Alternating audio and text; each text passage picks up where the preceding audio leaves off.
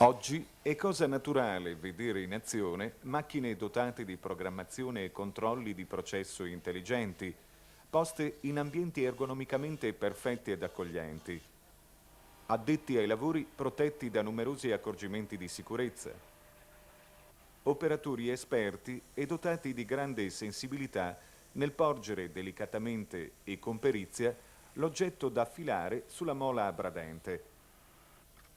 Ma per l'affilatura di utensili da taglio per la famiglia, per il lavoro e per la pratica chirurgica, fino a qualche decina di anni addietro si usavano attrezzi e metodi che oggi è bene ricordare soprattutto per il grande sacrificio imposto agli arrotini vaganti. Il mestiere dell'arrotino prende avvio nei primi anni del 1800, sull'abbrivio di quel grande movimento di commerci itineranti sviluppatosi molti anni prima e svolto dai Kramars della Carnia. Costoro, a piedi, cramere in spalla, armadietto a cassetti contenenti generi di consumo, ovvero supporto per le pezze di arredo e di abbigliamento, percorrevano per lunghi mesi, senza sosta, le vie d'Italia e del mondo. La vita in montagna in quegli anni, e in particolare nella valle di Resia, è molto dura e anche molti maschi resiani, per il proprio sostentamento e quello della famiglia, sono costretti a lasciare, per diversi mesi all'anno, le valli natie per dedicarsi, con alterne fortune, ai traffici. Altri, caricati gli attrezzi in spalla, hanno cercato lavoro in zone sempre più lontane dalla propria abitazione e dalla propria valle ed esercitare il mestiere di arrotino. La Val Resia è una splendida ed incantevole conca posta nella parte alta della provincia di Udine, ricca di boschi e limpide acque, circondata da una splendida corona di monti che conferiscono alla valle una condizione orografica raccolta e riparata. Due i percorsi per arrivare quassù. Da Resiutta, deviando dall'asse stradale per l'Austria, da Uccea, ove si congiungono le strade che provengono dalla contigua Valle del Torre, oltre Tarcento, e quella che, attraversato il valico con la Repubblica di Slovenia, si diparte da Jaga. La storia racconta che qui, in questa valle, si sia insediato nel VII secolo dopo la venuta di Cristo un popolo proveniente da nord-est, da terre di origine slava. Per questa sua origine e per il fatto che la valle non è mai stata assoggettata alle grandi invasioni a causa dell'impervietà della sua collocazione tra i monti, il popolo resiano ha mantenuto radicata la sua cultura particolare ed unica. Stolviza, Solbiza e Oseacco o Soani sono le frazioni che hanno generato il maggior numero di arrotini. Stolvezza è situata nella parte più settentrionale della valle.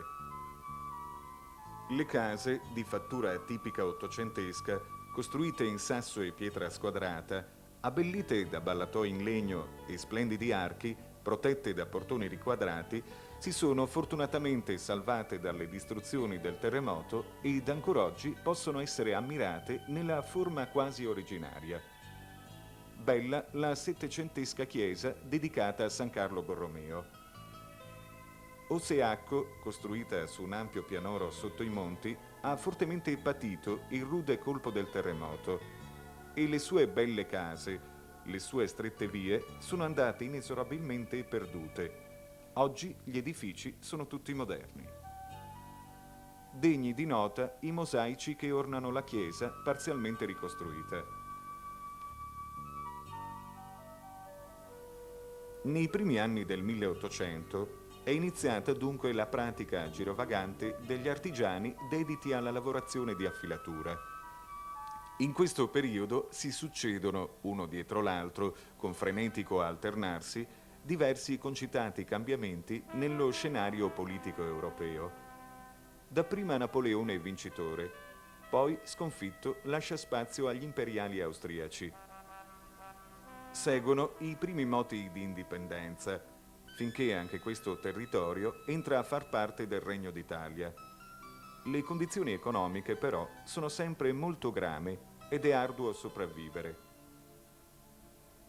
I resiani percorrono diverse vie d'Europa, incamminandosi specialmente ad est, scavalcando i passi sui monti che circondano la valle. Si dirigono in Slovenia. Rimarchevole la caratteristica e benaugurante, secondo la tradizione popolare slovena, antica portellina di Arnia per api decorato con la figura dell'arrotino. In Croazia e proseguono nella Repubblica Ceca. Un resiano all'inizio del 1900 in Ungheria, grazie alla sua capacità e serietà nel lavoro, è preso in simpatia da membri della casa imperiale asburgica che lo nominano fornitore ufficiale di corte. Alcuni ardimentosi, nei primi anni del secolo XX, percorrono anche vie più lunghe, solcando i mari per giungere anno dopo anno fino in Palestina, a Tripoli, in Cirenaica o in America, a Pittsburgh, ove vengono aperte floride attività stabili. Le prime attrezzature da filatura, come dire un po' meccanizzate, si conoscono fin dal 1700. Esse erano composte da una pietra dura rotonda agganciata su un vascotto in legno colmo d'acqua, utilizzata tanto per il raffreddamento del metallo da lavorare quanto per vivificare l'abrasività della pietra. Questo attrezzo obbligava alla presenza di 2 operatori, uno per la filatura ed un secondo, il garzone, per garantire il moto di rotazione alla mola. Il principio di fondo per questo lavoro, oggi come allora, è sempre lo stesso. Il punto di partenza è qui. La ruota di pietra dura, monolitica, che posta in rotazione era atta ad abradere, un po' rudemente e con qualche irregolarità, gli attrezzi da rendere taglienti. E la guida di mani sensibili e robuste. L'inventiva, la capacità di osservazione, la necessità di lavorare da soli ha prodotto un attrezzo particolare, la Krösma. Questa macchina, ancora oggi conservata gelosamente, è formata da un'intelaiatura in legno, un piccolo armadietto chiuso da una porticina anteriore che protegge il contenuto, in cui possono trovare posto gli attrezzi minuti, i pezzi di ricambio e le mole di diversa granulometria per il lavoro. C'è spazio pure per gli oggetti personali dell'arrotino. La forma dell'intelaiatura della Krösma, gli scomparti interni, le chiusure ed il modo di essere trasportata a spalla per mezzo dei robusti spallacci, indubbiamente portano alla memoria la Kramare, la scansia raccogli merce dei Kramar scarnici di antica origine. Sulla struttura di legno sono aggiunte le parti mobili necessarie per il lavoro da compiere. La mola abrasiva circolare, un miscuglio di pietrisco molto duro e resistente, è saldamente ancorata su un asse in legno o ferro solidale ad una piccola ruota incava che riceve il moto da una cinghia a sua volta messa in funzione da una seconda ruota molto più grande. Questa è posta in rotazione per mezzo di una piccola biella sagomata collegata ad un pedale e a un'asta verticale, o una catenella, alle volte sostituita da una grossa corda. La piccola biella ha il compito di trasformare in circolare il movimento verticale impresso ritmicamente dalla pressione della gamba dell'operatore sul pedale laterale. Le dimensioni abbondanti ed il relativo peso della ruota più grande trovano ragione nella necessità di rendere regolare ed uniforme la velocità di rotazione della mola abrasiva, cui deve essere conferita anche una velocità elevata moltiplicata. Il sistema cinematico, cioè il complesso dei movimenti, sembra proprio essere stato mutuato dalla vecchia cara gurlete, lo strumento per filare utilizzato già da lungo tempo dalle nonne ed in genere dalle donne del tempo. attrezzo assurdo assieme al fogolar, a simbolo della stabilità della famiglia friulana. La Crusma, con il passare degli anni, subisce ammodernamenti strutturali, soprattutto per agevolare il trasporto, perché averla sempre sulle spalle nei frequenti trasferimenti non deve essere stato certo agevole. Sono così aggiunte alla struttura portante di legno le ruote e trasformata la macchina in carretto da trainare. I manici sono costruiti per essere amovibili ed utilizzati eventualmente come pedali e leveraggio da agganciare alla ruota grande. Sulla Crusma sono installati diversi accessori utili allo svolgimento del lavoro. Il pianale superiore che consente il riparo dagli schizzi d'acqua e l'appoggio delle braccia. È sagomato in modo da permettere il moto della mola e dare alle mani la stabilità necessaria per governare a dovere e con sicurezza le lame da affilare. Alle volte, in fianco a questo pianale, è posta una piccola incudine, usata per ridurre le asperità delle lame oppure per ribadire i ribattini dei manici dei coltelli o delle forbici. Il simpatico contenitore distributore dell'acqua, elemento importante nella fase di lavoro, che attraverso un piccolo rubinetto alimenta goccia a goccia la pietra abrasiva e la rinvigorisce. Il piano superiore della struttura di legno è inclinato e rivestito in latta per disperdere a terra l'acqua versata sulla mola. Dura e molto difficile la sua vita, piena di sacrifici e rimpianti per gli affetti lontani. Star via da casa lunghi mesi è un vero tormento, soprattutto a sera, nel suo giaciglio precario e di fortuna offertogli da gente ospitale. Qualche volta è accompagnato dal figlio, ancora ragazzino, ma già in età per dargli aiuto nella raccolta delle cose da affilare e per imparare il lavoro che verrà a lui tramandato e che dovrà presto cominciare a svolgere da solo in giovane età. Altre rarissime volte, soprattutto se va molto lontano e in terra straniera, ove deve trattenersi a lungo, è accompagnato dalla moglie, che pure lei concorre al bilancio familiare trafficando con la cramare ripiena di oggetti e cose per la casa. Data la sempre maggiore richiesta di lavori a domicilio nelle abitazioni dei clienti, aggiunge anche la pratica di altri mestieri. L'ombrellaio, lo stagnino per la saldatura dei manici e dei fori in teglie e padelle, il vetraio per la sostituzione dei vetri rotti. Generalmente, nell'arco dell'anno, il periodo di lavoro fuori casa si divide in più parti. Inizia alla fine dell'inverno per fermarsi un po' di tempo ad estate inoltrata, quando necessita di un breve ritorno a casa per aiutare la famiglia nella raccolta di fieno e legna per l'inverno che deve venire. Indi riparte per riprendere il giro interrotto e quindi rientrare in valle quando l'inverno si fa più pungente per riposarsi e dedicarsi alla famiglia e ai lavori di casa più pesanti.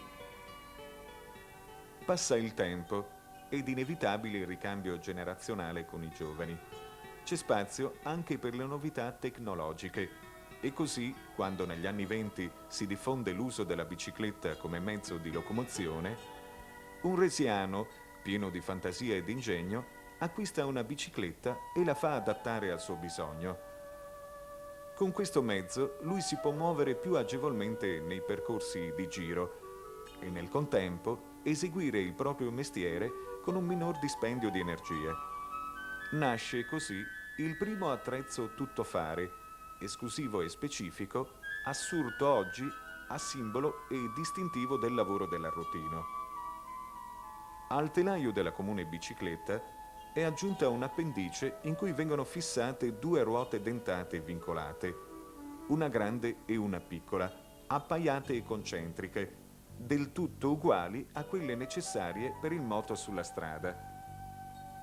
Agganciata alla catena di traino, fissa sulla corona dei pedali, sulla rotella più piccola dell'appendice e pedalando con metodo e regolarità è posta in moto anche la corona maggiore, che a sua volta, con una seconda catena, trasmette il moto ad un'altra piccola ruota dentata, solidale e coassiale alla mola. La velocità di rotazione di quest'ultima è modulata dalla pedalata più o meno intensa. Sul manubrio è fissato l'utile recipientino di distribuzione dell'acqua ed un piccolo attrezzo combinato, morsa ed incudine, utile per ribaditure su coltelli e forbici. Due lunghe appendici agganciate ai due lati del canotto del manubrio, infisse al terreno, rendono stabile anteriormente il complesso. La parte posteriore è trattenuta da una forcella ruotabile da fissare al parafango per il viaggio. Accessori utilissimi, le cassettiere portaoggetti poste sui portapacchi anteriore e posteriore, sulle quali vengono anche fissate le copertine per la notte, i teli per la pioggia e gli effetti personali. Ma per affilare bene è sempre più richiesta la capacità dell'operatore, la sensibilità delle sue mani nel porgere delicatamente e con perizia sulla mola l'oggetto da affilare senza corrugare il taglio sulle lame. La ruota molatrice è diventata, nel frattempo, un composto di metalli duri e resine aggreganti sempre più raffinato e resistente. Con la maggior possibilità di movimento, i percorsi si allungano, il raggio d'azione del lavoro si amplia, cresce il numero di clienti e la clientela si abitua ad attendere il proprio artigiano di fiducia. Dagli anni 50, dopo la fine del secondo conflitto mondiale, gli itinerari preferiti e più battuti da questi artigiani girovaghi si snodano lungo le vie del Friuli e del Veneto, spingendosi in diverse regioni d'Italia, in Lombardia, in Toscana, nelle Marche, ove esistono tuttora botteghe gestite da resiani d'origine, in Abruzzo fino a raggiungere la Sardegna.